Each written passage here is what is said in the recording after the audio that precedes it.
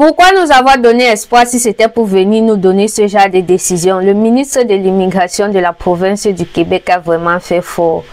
On peut jouer avec l'émotion des gens comme ça. Tout le monde attendait cette conférence de presse qu'il a donnée le 6 novembre 2025. La conférence s'est tenue à 11h20. Hey Dieu! 11h20 à 11h30, les appels déjà passés. Tu as compris ce qu'il a dit? Tu as compris? Le PEC est fermé, le PEC est fermé. Eh papa, comment tu nous as fait ça, non? Tu as fait fort. Pourtant, tu nous as fait croire que non, les avis des gens comptaient.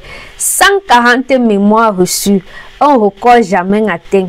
Tu étais censé prendre en compte ces 140 avis qui t'ont été donnés. Les universités sont venues plaider leur cause. Les entreprises sont venues plaider la cause des travailleurs temporaires, surtout en région. Il y a même eu un comité de consultants en immigration qui sont venus dire que non, nos clients, lorsqu'on reçoit nos clients, ils sont inquiets et tout. Tout le monde est passé et au finish, on dirait que tu as seulement fait ce que tu avais prévu dès le départ. Tes décisions que tu as prises là, non, c'est le haut niveau. Tu as fait fort. Le 6 novembre 2025 à 11h20, je ne pense pas qu'un travailleur temporaire peut oublier la date là. Parce que tu as frappé fort. Mais heureusement que le Québec n'est pas la seule province du Canada. Il y a d'autres options. Mais bon, qu'est-ce qu'on va faire? Vous avez constaté, j'ai partagé beaucoup de vidéos dans lesquelles il parlait, il justifiait pourquoi il avait pris telle ou telle autre décision. Mais je ne sais pas si c'est seulement moi qui ai cette impression. Est-ce que vous avez déjà constaté que le ministre de l'immigration ne répond pas clairement aux questions qui lui sont posées? J'ai l'impression que quand on lui pose une question, il contourne toujours, il répète la même chose, il se répète en fait et il ne donne pas clairement la question, parce que ce qui est sûr, c'est que les gens ne sont pas du tout d'accord avec les décisions qu'il a prises. Il y a même déjà des manifestations qui sont en train de se préparer, mais bon, c'est lui le patron. Il décide, on suit seulement avant de voir comment est-ce qu'on peut faire. On peut essayer de renverser la balance. Et comme toujours, il accuse Ottawa. Non, je n'ai pas demandé à Ottawa de réduire mes travailleurs temporaires en région. J'ai juste dit à Ottawa que j'avais trop de demandeurs d'asile. J'avais trop de résidents temporaires provenant du PMI, Programme de mobilité internationale, qui est un programme géré par Ottawa. Je voulais que ce soit ce nombre qui réduise. Je ne voulais pas qu'il touche mes travailleurs temporaires en région. Donc, comme il a touché mes travailleurs temporaires en région, ça m'a obligé à partir sur une cible de 45 000 résidents permanents pour l'année 2025 à 2029. Sinon, donc si Ottawa avait accepté la clause grand-père que tu es en train de demander, il n'est jamais trop tard. En tout cas, j'espère que Ottawa va encore écouter. Donc, si Ottawa avait accepté la clause grand-père, là, tu prenais seulement 25 000 résidents temporaires. Mais bon, je ne comprends pas. On dit ceci. Actuellement, en date du 1er janvier 2025, le Québec comptait environ 616 600 résidents temporaires, parmi lesquels on a 273 500 travailleurs étrangers temporaires, soit 44%. On a 181 100 demandeurs d'asile, soit 29%. Et on a 71 100 étudiants internationaux, 12%. Et on a 59 800 titulaires de permis de travail et d'études. Et autres environ 31 000, soit 5%. Quand tu viens dire que tu prends seulement 45 000 résidents permanents pour les années 2025 à 2029 là, avec seulement 273 500 travailleurs temporaires là, si on prend même seulement les travailleurs temporaires, c'est pour prendre combien par année? Est-ce que dans tes 45 000 là, pardon, viens nous expliquer. Est-ce que dans tes 45 000 là, tu tiens en compte ceux qui sont déjà sur le territoire? C'est comment? Parce que quand tu parles même, les statistiques disaient qu'il y a 142 000 personnes actuellement qui ont le CSQ. Donc, les personnes qui sont en procédure de résidence permanente, 142 000 avec le CSQ qui attendent leur résidence permanente, ils font aussi partie de ces 45 000 là. De ces 45 000 résidents permanents que tu veux pour l'année 2026 à 2029, il y a beaucoup de choses que tu dois nous éclairer dessus. Mais quand on pose les questions, tu fais comme ça, tu tournes. Et qui met le père là devant moi? J'ai les questions jusqu'à... On dit ceci, il y a 71 100 étudiants internationaux, 59 800 personnes titulaires de permis de travail et d'études, 273 500 personnes titulaires d'un permis de travail temporaire. Tu fais comment? Pour un total de 616 000. Quand tu dis que tu veux seulement 45 000 par année, sans compter ceux qui sont à l'extérieur et qui veulent entrer, tu repartis tes 45 000. J'espère que tes 45 000 là concernent seulement ceux qui sont à l'extérieur et qui veulent entrer ici. Et que nous qui sommes déjà là, on ne fait pas partie du quota parce que tes excuses que tu donnes là, crise de logement, pression sur le système de santé, pression sur le système éducatif. Nous sommes déjà là, on ne dort pas dans les rues. On occupe des maisons, le système éducatif, on bénéficie de ça, le système de santé, on bénéficie de ça. Donc, c'est comment la pression là vient encore d'où? Et c'est ce qui est déplorable avec les lois et c'est la raison pour laquelle les gens sont actuellement en train de vouloir manifester. C'est le fait que lorsque les lois sortent, elles s'appliquent même déjà aux personnes qui sont sur le territoire canadien. C'est ton pays, papa, c'est votre pays. On ne vous empêche pas de prendre les décisions. Si vous voyez que la direction que vous avez prise au départ n'était pas la bonne et que vous voulez changer de direction, vous êtes libre de le faire. Mais pourquoi cela doit impacter ceux qui étaient déjà sur le terrain? Pourquoi cela doit impacter? Surtout que quand on prend en compte le fait qu'au Québec, peu importe la province, au Canada, on n'entre pas par la route. Bon, c'est vrai qu'il y a quand même les gens de façon illégale au Canada, mais très peu. Donc aujourd'hui, vous criez qu'il y a beaucoup de travailleurs temporaires et tout, mais c'est vous qui avez accepté. Pour venir par exemple au Québec, il faut un CSQ. Pardon, regarde comment il m'embrouille même. Un CAQ, certificat d'acceptation du Québec. Un travailleur temporaire ne vient pas sans un CAQ ou alors un EMT, étude d'impact sur le marché du travail. Donc, c'est vous qui acceptez au préalable avant que le fédéral accorde le permis de travail. Du coup, quand vous acceptez, vous n'étiez pas conscient que votre capacité d'accueil n'était pas bonne. Ou c'était notre argent qu'on donnait dans les procédures d'immigration là qui était bonne.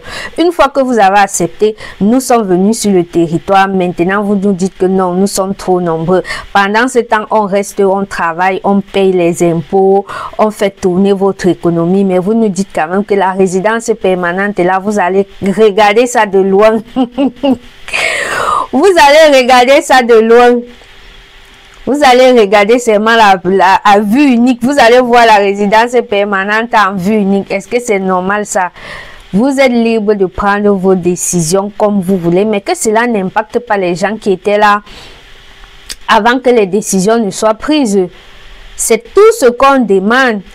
Mais malheureusement, les manifestations se font toujours à Montréal et tout. Je ne peux pas assister. Et ce qui devait être devant. Si on me met même d'abord le ministre de l'immigration là devant moi, peut-être il veut poser les questions au père là, jusqu'il va dire que non, ma fille, ça suffit. Je signe ta résidence permanente là. On peut faire ça aux gens. On peut faire que quelqu'un revoie tous ses objectifs comme ça. Parce qu'actuellement, il n'y a pas un travailleur temporaire qui n'est pas en train de réfléchir à comment il va le faire. Un travailleur temporaire qui veut rester au Canada est maintenant en train de taper les équations pas possibles. Papa, j'étais nul en mathématiques quand j'étais au secondaire, je peux t'assurer. Donc les mathématiques que tu me fais faire maintenant là, je n'avais pas prévu ça. Je savais que je viens, je fais mes 2 ans, j'entre dans une catégorie éligible à demander le PEC. Une fois que j'ai mes 2 ans, je pars. La beauté du PEC, c'était que c'était un programme automatique. Dès que tu remplissais les conditions, tu entrais dans le bassin, tu attendais tes 3, 4, 6 mois, tu avais ton CSQ. Maintenant, on fait comment? Tu es alors parti conditionner les choses et tu viens nous dire que non, le PSTQ reste la seule voie d'accès à l'immigration permanente dans la province du Québec et tu peux encore compliquer les conditions du PSTQ là jusqu'à... Tu connais combien de personnes sont au Canada en tant que travailleurs temporaires sans diplôme? Tu peux mettre carrément les diplômes exigés. Non, le père, sinon, il a fait quelque chose. Il a fait quelque chose. Est-ce que vous avez même retenu tout ce qu'il a dit des décisions là? Parce que moi-même, ça m'a pris du temps. Et tellement que je n'en revenais pas. Je me disais que, mais le père a sorti comme ça. Tout le monde était sûr que le PEC revenait. Tout le monde était sûr. On n'était même pas trop concentré sur les chiffres, le nombre qu'il devait décider. Tout le monde était sûr que le PEC revenait. Et c'est ce que tous les travailleurs temporaires attendaient comme décision. Est-ce que le PEC revient? Travailleurs temporaires comme étudiants, c'était ça leur préoccupation. Et le gars vient nous dire que non. Au lieu de prolonger même la suspension que j'ai fait là, je ferme carrément définitivement. On fait donc comment? Oh, l'affaire signale, non. Bref, ce qui est sûr, c'est que un vrai aventurier ne se limite pas. Dès que ceci ne donne pas, tu vis de l'autre côté, mais quand même, ça fait réfléchir et beaucoup de personnes vont se trouver dans des situations vraiment compliquées. Les articles sont même déjà en train de pleuvoir. Les gens qui disent qu'ils seront obligés de rentrer dans leur pays et honnêtement, ça ne touche pas que les Africains. Ça touche également les étrangers, les Français, les Ukrainiens. Beaucoup de personnes sont en train de dire que, vu les nouvelles lois qu'il a prises pour l'immigration des années à venir, ils seront obligés de rentrer. Espérons que toutes ces choses-ci vont porter leurs fruits et qu'il va revenir sur certaines décisions. Parce que s'il y a un point sur lequel il a été clair, c'est que en fonction de comment les choses allaient se passer sur le terrain, en fonction de comment Ottawa allait réagir, les décisions et les chiffres pouvaient être ajustés. Donc, si ces manifestations peuvent porter leurs fruits, ça ne peut qu'être un avantage pour les résidents temporaires de la province du Québec. Mais le père là quand même, il met tout sur la tête de Ottawa. Non, ce n'est pas ce que j'ai demandé. J'ai plutôt demandé si Ottawa fait ça. Mais comme on a quand même une certaine autonomie en termes d'immigration, voilà pourquoi on décide de faire X ou Y choses pour essayer de contrecarrer ce que Ottawa est en train de faire. Vous savez que Ottawa aussi a sorti ses planifications en termes d'immigration pour les années à venir. Non? Bon, ça fera l'objet d'une autre vidéo, mais le ministre de l'immigration dit avec les chiffres que Ottawa a sortis récemment, ça ne cadre pas avec ce que nous on voulait. Nous on voulait plutôt stabiliser le nombre d'étudiants, mais Ottawa est en train de partir, c'est une réduction drastique. Le père alors, c'est le haut niveau. Est-ce que je me suis même présenté? Non. Mais tu as forcément compris que je suis actuellement au Canada en tant que travailleuse temporaire et je me prénomme Manuel, la raison pour laquelle l'affaire s'y me touche. Donc, si on fait seulement parler comme ça, là, on ne va jamais finir.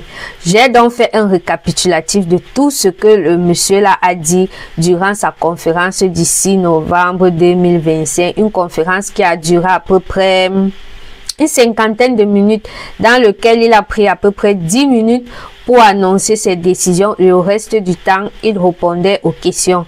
Je vous avoue que honnêtement, moi-même, lorsque j'ai écouté la conférence là, je l'ai écouté d'ailleurs même plusieurs fois, je ne captais pas bien les choses. Je me suis dit que non, attends, calme-toi, ne pas faire une vidéo maintenant.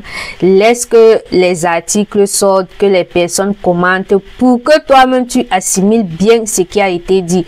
Donc, ce que je vais vous lire, c'est un résumé des choses que j'ai un peu pris d'ici et là dans plusieurs articles. Radio-Canada forcément a écrit par rapport, le Journal de Montréal, la presse, donc un peu de tout le monde l'a écrit et j'ai fait un résumé bien sûr en éliminant ce qui était répétitif.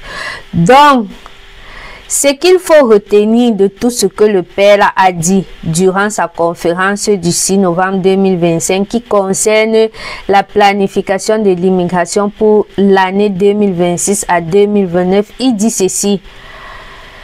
Le gouvernement du Québec fixe à 45 000 le nouveau seuil annuel d'immigration permanente pour les années 2026 à 2029. 45 000 avec 616 600 résidents temporaires qui payent les impôts.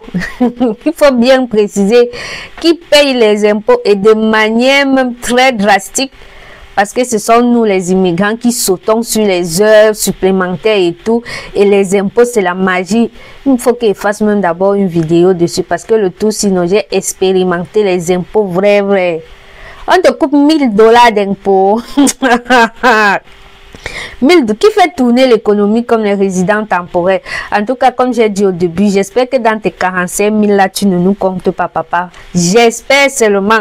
Parce que si tu nous comptes, il va falloir combien d'années pour que les 616 000 soient résidents permanents.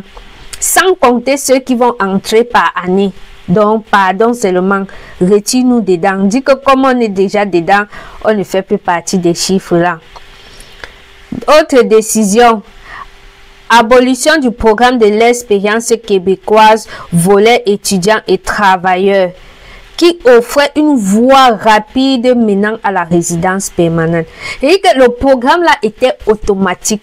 Dès que tu remplissais les conditions, tu soumettais ta demande, tu attendais tes 4 à 6 mois, tu avais ton CSQ. Très facile. Un travailleur temporaire, par exemple, devait faire partie de la catégorie faire 0, 1, 2 ou 3. Avoir 2 ans d'expérience sur le territoire canadien. Après, il a ajouté le test de français. Donc, dès que tu faisais partie d'une des catégories, tu avais tes 2 ans d'expérience, tu partais faire ton test de français, tu obtenais la note minimale qui avait été demandée, tu entrais dans le bassin automatique. Il justifie l'abolition de ça en disant que justement, c'est parce que c'était un programme automatique. Il n'arrivait pas à contrôler les chiffres. Or, avec le PSTQ, il y a plus de contrôle. C'est lui qui décide qui prend, qui il laisse et tout ça. Mais pour entrer ici, ce n'est pas toi qui as décidé si on entrait ou pas. Vous refusez le visa à certaines personnes. Donc, si tu as accepté à la base, tu as déjà sélectionné qui devait entrer. Une fois qu'on entre, donne-nous la résidence, non. On est seulement bien pour payer les impôts et après on rentre chez nous.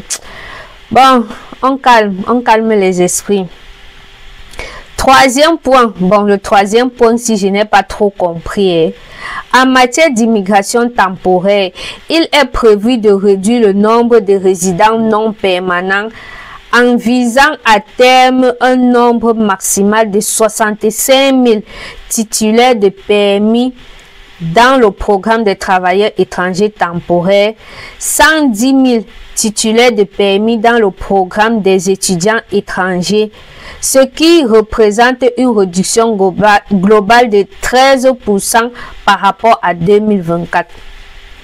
110 000 titulaires de permis dans le programme des étudiants étrangers, 65 000 titulaires de permis dans le programme des travailleurs étrangers temporaires. Une année. En tout cas, continuons. Une autre décision. Québec prolonge jusqu'au 31 décembre 2026 la suspension de certaines demandes au programme des travailleurs étrangers temporaires pour les régions de Montréal et de Laval seulement. Le père, si tu n'es pas trop dur avec les temporaires de Montréal et Laval, donc tu prolonges encore pour 1 an. Hey! Est-ce que le père sait même que beaucoup de personnes vont se retrouver sans papier? Donc moi, si je suis à Montréal, Laval, je ne peux plus renouveler mon permis, je rentre au pays. Je veux moi seulement rester ici sans papier. En plus, on est dans un pays où il y a les aides sociales, les banques alimentaires. Je veux moi seulement... Si au Canada, il y a les Canadiens même de choses qui sont sans abri. Combien de fois nous les étrangers? Donc je suis à Montréal, Laval, mon permis fini. Je rentre. Non, c'est quand même trop dur pour eux. Est-ce que c'est de leur faute? Est-ce que c'est de leur faute? Tout le monde sait que dans un pays, la population est très concentrée dans les grandes villes. Ce sont les grandes villes qui font tourner. À Montréal et Laval, il y a beaucoup d'entreprises. Donc, parce qu'un employeur a eu besoin d'un employé, qu'il se trouve dans la région de Montréal, ça veut dire que cet employé doit être pénalisé. Pour les chanceux de Montréal et Laval qui ont des patrons qui avec plusieurs sociétés, alors ce que les patrons font, c'est qu'ils les délocalisent. Lorsque les permis finissent, ils renouvellent le permis avec plutôt les structures qui se trouvent dans les zones éligibles. Mais pour ceux qui n'ont pas cette chance, ils vont faire comment? Surtout qu'à l'heure, si trouver un permis de travail fermé est très difficile, vu que on a que chaque entreprise a un quota de 10%, et l'accès à la résidence permanente aussi est compliqué, parce que si au moins si tu disais à un employeur de Montréal ou Laval de ne pas renouveler, mais que tu permettais à son employé d'être résident permanent, ça résout le problème. Non, il ne peut pas renouveler, il ne peut non plus être résident permanent. Il fait donc comment? Il rentre après avoir payé les trucs combien? Quand vous lisez les articles, il y a des personnes qui sont au Canada depuis 8 ans, en statut temporaire. 8 ans, imaginez les impôts qu'il a eu à payer pendant 8 ans. Bon, une autre décision qui a été prise, accroître la part des personnes issues de l'immigration permanente déjà présentes au Québec pour que celle-ci représente 65% ou plus des admissions à la fin de la période. Je relis encore. Accroître la part des personnes issues de l'immigration permanente déjà présentes au Québec pour que celle-ci représente 65% ou plus des admissions à la fin de la période. Le gouvernement veut par ailleurs que l'immigration économique représente 64% de l'ensemble des admissions permanentes. Donc, si je comprends bien, dans tes 45 000, la grande partie sera ceux qui sont déjà, 65% seront des personnes qui sont déjà sur le territoire. Même si 65% sont des personnes qui sont déjà sur le territoire, on dit que nous sommes 616 000 temporaires. 65% de 45 000, c'est combien? Ça fait combien d'années pour qu'un résident temporaire devienne permanent? Les projets en suspens. Et surtout nous qui sommes en permis fermé, là, avec les conditions. Non, en fermé, tu ne peux pas faire ci, tu ne peux pas faire ça. Donc, quelqu'un va mettre sa vie en suspens pendant combien d'années? C'est vrai, tu vas dire que tu ne nous as jamais demandé de venir ici avec ce statut-là. Mais bon, on fait comment? C'est l'opportunité qui se présentait, on l'a saisie. Est-ce que c'était un crime d'avoir saisi cette opportunité-là? Surtout que c'est toi qui nous as demandé, c'est toi qui nous sélectionne, tu nous donnes un CAQ, certificat d'acceptation du Québec, avant qu'on entre. Est-ce qu'on bosa au Canada? Les gens ils sont en train de faire comme si on bosa au Canada. Je suis moi dépassé. Est-ce qu'on bosa au Canada? Non, sérieux, est-ce qu'on bosa au Canada? Aujourd'hui, vous vous plaignez que les immigrants sont montés, sont descendus, mais c'est vous qui avez accepté. On ne bosa pas au Canada. C'est vous qui donnez les permis avant qu'on entre. Donc, pourquoi nous pénaliser? Bon, est-ce que ça c'est une autre loi? Oui. Bon, ça c'est une parenthèse parce que dans ce que le père a dit, attention, et que le travailleur temporaire ou l'étudiant en statut temporaire actuellement au Canada doit serrer, surtout au Québec, doit avoir les pieds sur terre. Il dit ceci, dans son interview qui a duré à peu près 50 minutes là, il dit ceci. Nos deux priorités, ce sont les travailleurs étrangers temporaires en région. Je vais même dire dans le secteur manufacturier surtout. Et les étudiants diplômés du Québec, a souligné M. Robert jeudi. Donc, attendez-vous à ce que sur les 28 800 économiques sélectionnés dans la prochaine année, il y ait une très grande proportion qui soit dans ces deux catégories.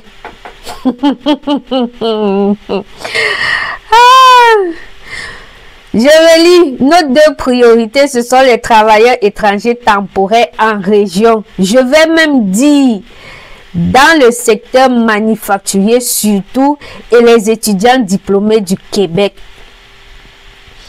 Attendez-vous à ce que sur les 28 800 économiques sélectionnés dans la prochaine année, il y ait une très grande proportion qui soit dans ces deux catégories. C'est chaud, hein? C'est chaud, mais bon, au moins, il a mis en avant les étudiants diplômés. Quelqu'un ne peut pas quand même venir payer ici 50 000 $ pour les frais de scolarité et après il se retrouve dans l'indemne. Travailleurs temporaires du secteur manufacturier surtout et ceux en région. Donc quand on vient d'abord en région là, on pique d'abord les manufacturiers. Ok, on va attendre notre tour. Est-ce qu'on a le choix? Voilà alors le terminateur. Le père est venu lui mettre le test de français. Lui et sa francisation. Donc, je sors du Cameroun, pays bilingue. Je te donne mes diplômes dans lequel je dis que j'ai fait mes études en français. Tu me demandes encore de faire un test de français.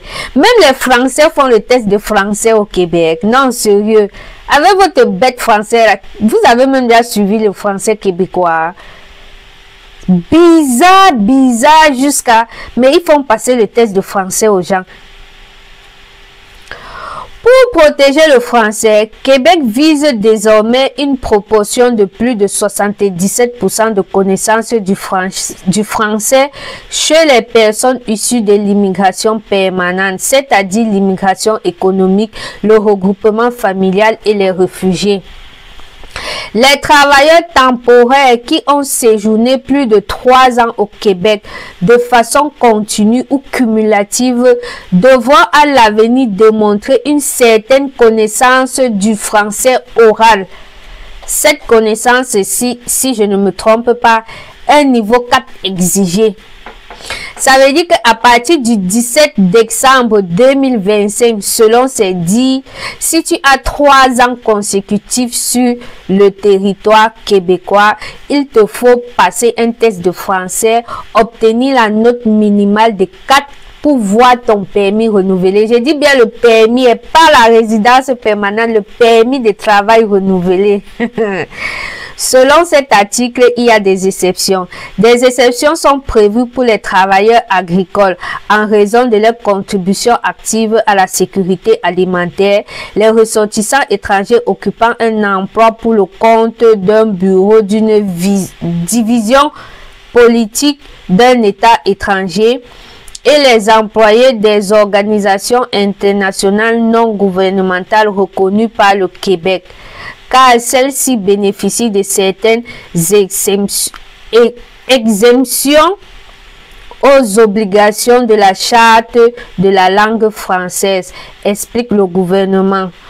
Autrement, les vérifications de la connaissance du français débuteront le 17 décembre 2028. Ça veut dire qu'à partir du 17 décembre 2025, si je traduis bien, hein, parce que quand j'avais suivi sa conférence le 6 novembre, là, je me suis dit que, attends, comme les gens, c'est quand ils sortent les lois et que les lois s'appliquent aux gens qui sont déjà là, et qu'il a parlé du 17 décembre 2025, est-ce que c'est à partir du 17 décembre 2025 qu'il commence à compter 3 ans en arrière pour dire que, bon, toi, tu es arrivé en... Bon, on va dire 2022, 23, 24, 25. Le 17 décembre 2025, ça te fait 3 ans. Donne ton test de français si tu veux que tu renouvelles ton permis. Ou alors, c'est ceux dont le permis va être émis à partir du 17 décembre 2025. Et de ce que je peux lire dans cet article, ça concerne ceux dont le permis sera émis à partir du 17 décembre 2025. Parce qu'on dit que les vérifications de la connaissance du français débuteront le 17 décembre 2028, soit 3 ans après. Donc, nous qui allons bientôt renouveler nos permis là, ça veut dire que ça s'applique à nous ou bien ça s'applique à ceux qui vont nouvellement entrer? Non, je pense que ça va s'appliquer même à nous. Dès lors que tu renouvelles, on commence à compter 3 ans, on te donne le test de français. Vous allez dire que le niveau 4 c'est bas, mais il y a les Arabes, il y a les Ukrainiens, il y a les Indiens, il y a les Chinois. Est-ce que ça sera facile un niveau 4 pour eux? Surtout qu'on sait que le père est encore revenu pioché dans la franchisation. Il a fermé beaucoup d'instituts qui faisaient les cours de franchisation de façon gratuite aux immigrants. Dans ma région, par exemple, il n'y a plus ces cours-là. Pourtant, ça se faisait avant et de façon gratuite. Donc, ça devient compliqué. Tu veux que les gens connaissent le français, mais en même temps, tu fermes les centres de francisation. Ils font donc comment? Ils sortent l'argent de leur poche pour apprendre le français là. Compliqué. Et comme dernière décision, vous le saviez déjà, en matière de parrainage collectif, le gouvernement maintient la suspension du programme des personnes réfugiées à l'étranger jusqu'au 31 décembre 2029, à l'exception des demandes d'ajout de membres de la famille, entre autres. Et pour ceux qui ne le savaient pas encore, le parrainage est suspendu dans la province du Québec jusqu'en juin 2026 et il a maintenu cette décision.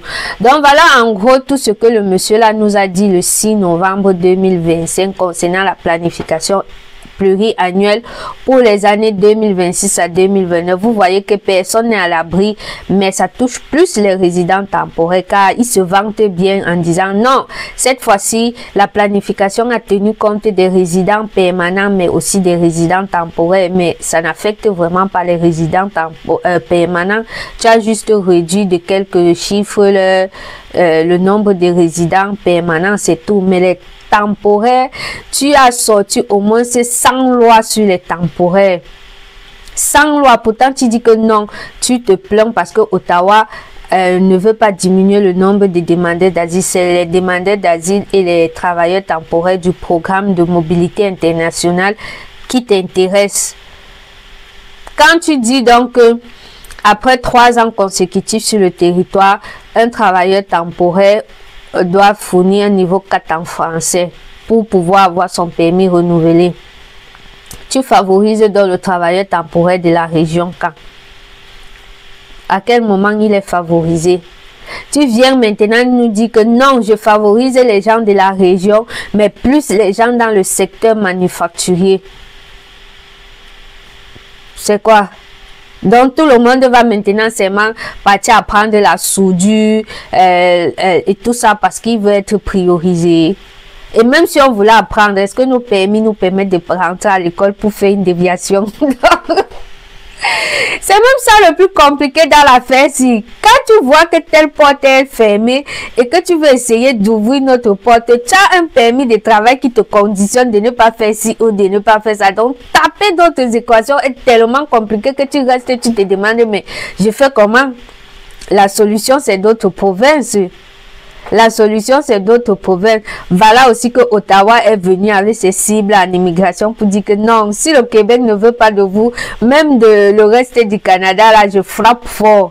Bon, ça, c'est l'objet d'une vidéo. Laissez-moi vos avis en commentaire. Est-ce que le récapitulatif, si vous a aidé? Je sais que j'ai trop bavardé. Ici, j'ai mis plus d'émotions, mais bon, on va faire comment? Cela nous affecte, donc c'est normal qu'il y a des émotions. Si tu n'étais pas encore abonné à la chaîne, c'est l'occasion de le faire. Si tu as apprécié la vidéo, laisse un like, un j'aime et surtout, j'attends ton avis dans la section commentaire.